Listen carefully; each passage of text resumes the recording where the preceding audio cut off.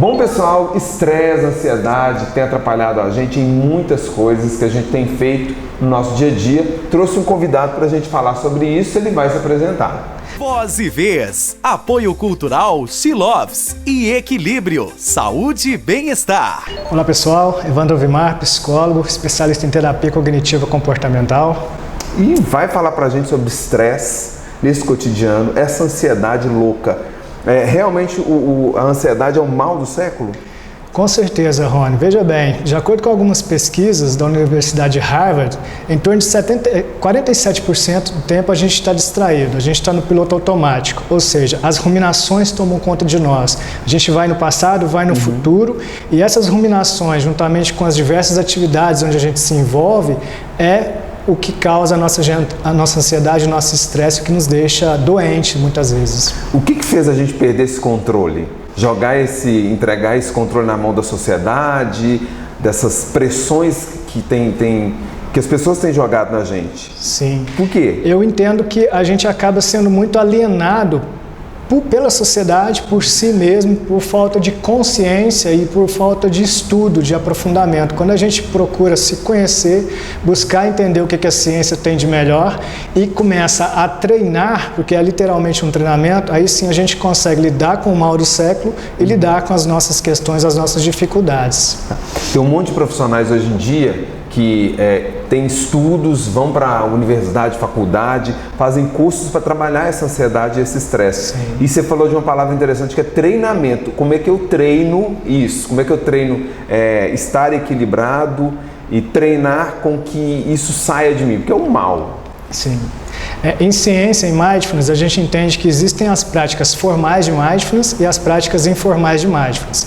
As práticas informais é quando no dia a dia eu percebo o meu piloto automático, as distrações e trago a atenção novamente quantas vezes for preciso para o aqui e agora. Observando a paisagem através dos sentidos, do visual, dos sentidos auditivos, da questão da sensação tátil. Nesse momento você presta atenção no seu corpo, sente o pé, sente o bumbum, as costas, a respiração, ou seja, eu percebo automático e volto com curiosidade para o que está acontecendo comigo aqui e agora. Uma coisa de cada vez.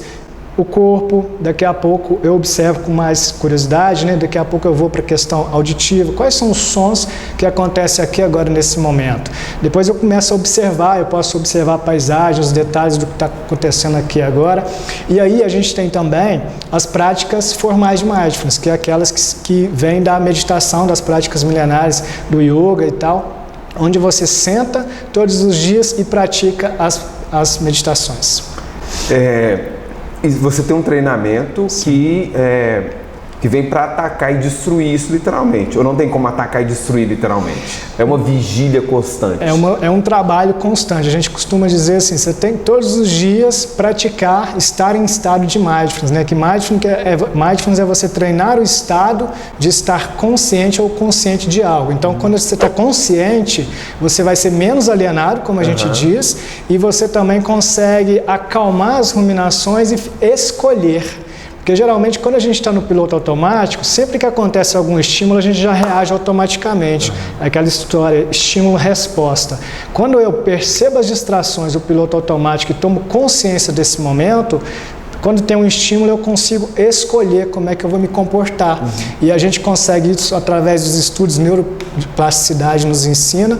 E quando a gente fortaleceu o córtex pré-frontal nos últimos anos, a gente desenvolveu ainda mais essa possibilidade de escolher como é que a gente vai se comportar, como é que a gente vai responder às circunstâncias em vez de reagir a elas automaticamente. E você como profissional, quando você vê uma pessoa literalmente deixar a ansiedade de lado, deixar esse estresse de lado e chegar num outro momento da vida que é um início de uma evolução, vamos falar assim. Sim, é claro que assim, abandonar a ansiedade, isso é impossível. A ansiedade foi importante para o nosso desenvolvimento, a ansiedade nos chama a atenção para preste mais atenção, para que a gente, inclusive, esteja consciente, né? Quando você percebe que você está ansioso, você traz atenção para o aqui e agora, para o corpo, para a respiração, e isso te deixa mais atento, mais consciente. Mas o que a gente entende é que com essas práticas, com esse treinamento constante de mindfulness, a ciência explica que nós conseguimos acalmar o sistema emocional, que a gente chama de sistema límbico em ciência, ou seja, naquelas práticas constantes, diárias, que a gente ensina no treinamento, você envia mensagens para o cérebro e acaba acalmando aquela região que, quando você está estressado, ansioso, agitado, ela está hiperativada.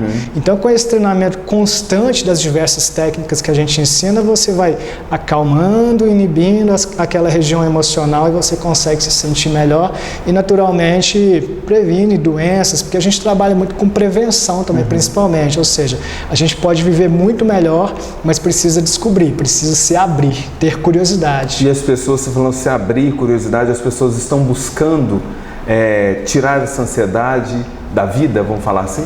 Eu costumo pensar que cada vez mais, viu, Rony? Tem muita gente atenta a isso, aberta a isso. Hoje, por exemplo, muitas empresas no mundo têm levado para os seus funcionários, assim, para os seus colaboradores, né, as práticas mindfulness, a ciência mindfulness, porque eu entendo que aqueles funcionários conseguem render mais, produzir mais, conseguem ter mais foco, mais consciência.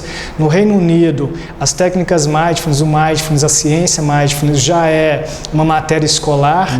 No Brasil também, batalhões de polícia, o SUS oferece em São Paulo serviços gratuitos em mindfulness. Então é uma ciência que está desenvolvendo, está se popularizando cada vez mais e as pessoas estão cada vez mais abertas a isso. Isso melhora a inteligência emocional, a inteligência relacional e acaba que a sociedade ela melhora, né? Ela se cura, vamos falar assim. Porque se vem uma pessoa que ela se cura dessa ansiedade, desse estresse, ela começa também a beneficiar as pessoas que estão ao seu redor. Com certeza. Seria isso também? Sim, e assim, à medida que eu vou me conhecendo através dessas práticas, eu vou conseguindo, como eu te disse, eu consigo escolher como é que eu me comporto. Então eu escolho, por exemplo, se nós dois estamos numa conversa informal, se eu vou conversar com você distraidamente ou se eu vou estar atento. É o que a gente chama de mindfulness funcional, ou seja, eu estou presente, eu olho nos seus olhos, eu estou consciente, existe conexão entre nós dois. Então a gente consegue ter relações mais autênticas, mais saudáveis.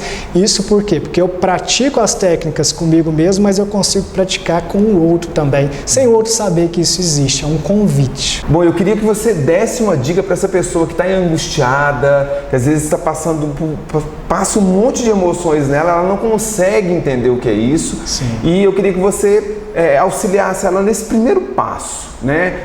Ela quer explodir, ela não sabe o que está acontecendo. Que dica que você dá para ela? Sim, além do mindfulness, existe também o que a gente chama de terapia cognitivo-comportamental, pelo qual eu sou especialista, onde a gente ensina nesse treinamento técnicas de reestruturação cognitiva. Ou seja, existem padrões de pensamentos, crenças distorcidas que podem influenciar nesse mal-estar, nessa angústia, ou seja, a forma como eu penso influencia na forma como eu me sinto e influencia nos meus comportamentos. Então a gente precisa compreender padrões de pensamentos, alterar esses padrões de pensamento e, junto com isso, através das técnicas mindfulness, desenvolver esse treinamento diário para que a gente consiga fazer essa reestruturação cognitiva e também com as práticas mindfulness acalmar as emoções e a gente assim vai ter mais saúde, mais qualidade de vida. Bom, nós seres humanos somos assim um turbilhão de emoções. E se a gente não saber o que está acontecendo com a gente pode ir para o buraco, vamos falar assim, né? Nesse mundo de cobranças, a gente tem que saber o que está passando aqui e escolher se a gente vai ficar no piloto automático ou se a gente vai tomar controle da nossa vida, né? E nada melhor do que procurar um profissional para auxiliar a gente nisso, né? Exatamente, a gente precisa saber o que está acontecendo com a gente, o que está acontecendo aqui agora, com abertura e curiosidade, ou seja, se eu passo próximo de um jardim, eu vejo esse jardim, eu vejo uma flor, eu olho para a flor ou não, geralmente eu passo e não vejo. E quando eu olho para essa flor, eu me vejo vendo essa flor ou tudo que existe é apenas a flor? Ou não existe nenhum dos dois, ou eu consigo me perceber olhando a flor. Da mesma forma, quando eu olho para você, eu converso com você, eu consigo te ver ou eu apenas me vejo em você? Ou eu não vejo nenhum dos dois, eu estou no piloto automático, eu não estou atento à nossa conversa. Ou existe conexão entre nós? Então a gente precisa estudar, a gente precisa aprofundar, existe treinamento e a gente precisa descobrir como que faz. E aí existem os profissionais especialistas que estão aí para nos ajudar. Muito obrigado. Também agradeço.